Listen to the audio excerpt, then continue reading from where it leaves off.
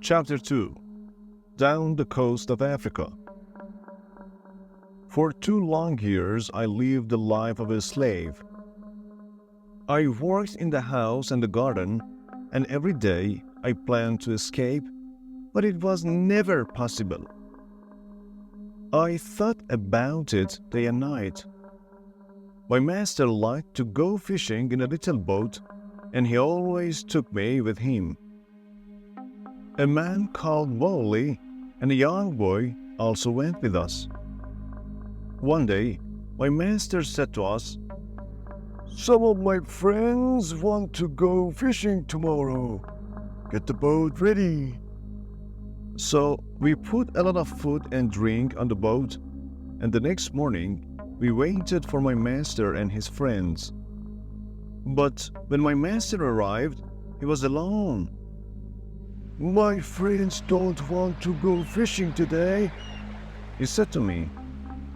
"But you go with Molly and the boy and catch some fish for our supper tonight." "Yes, master," I answered quietly, but inside I was excited. "Perhaps now I can escape," I said to myself. My master went back to his friends and we took the boat out to sea. For a time we fished quietly, and then I moved carefully behind Molly and knocked him into the water. "Swim!" I cried. "Swim to the shore!" My master liked to shoot seabirds, and so there were guns on the boat. Quickly, I took one of these guns. Molly was running after the boat, and I shouted to him, "Go back to the shore! You can swim there. It's not too far. I won't hurt you, but if you come near the boat, I'll shoot you through the head." So Molly turned and swam back to the shore as quickly as he could. Then I said to the boy, "Zuri, if you help me, I'll be a good friend to you. If you don't help me, I'll push you into the sea too." But Zuri was happy to help me. "I'll go all over the world with you," he cried.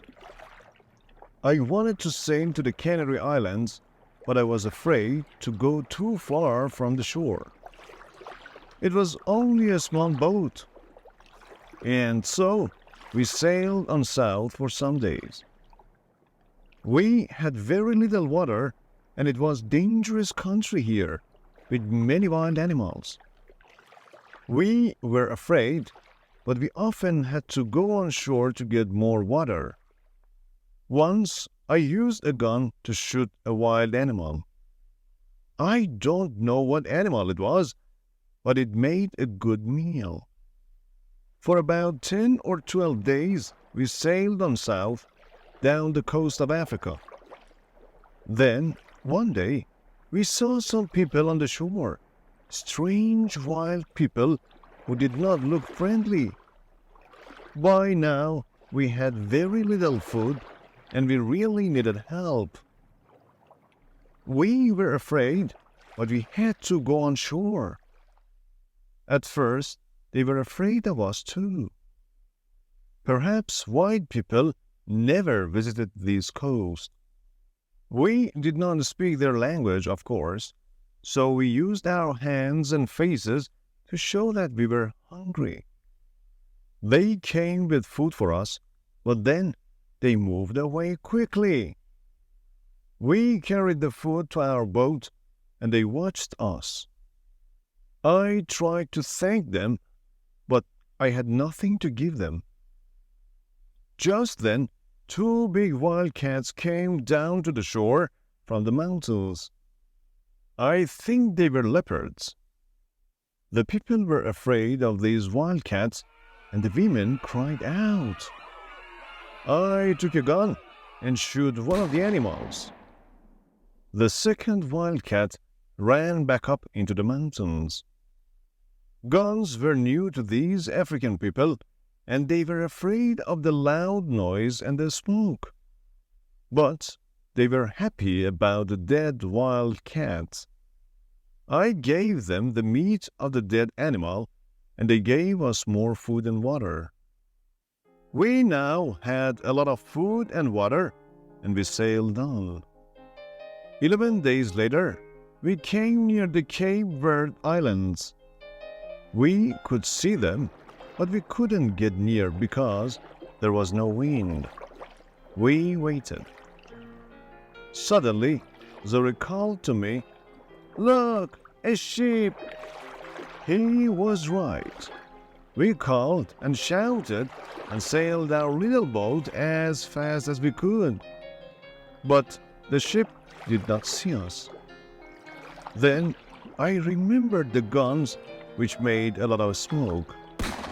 A few minutes later, the ship saw us and turned. When we were on the ship, the Portuguese captain listened to my story. He was going to Brazil and agreed to help me, but he wanted nothing for his help. "No," he said, when I tried to pay him. "Perhaps one day someone will help me when I need it." But he gave me money for my boat and for Zuri too. At first, I did not want to sell Zuri as a slave after all our dangerous adventures together. But Zuri was happy to go to the captain, and the captain was a good man. "In 10 years' time," he said, "Zuri can go free." When we arrived in Brazil 3 weeks later, I said goodbye to the captain and Zuri, left the ship, and went to begin a new life.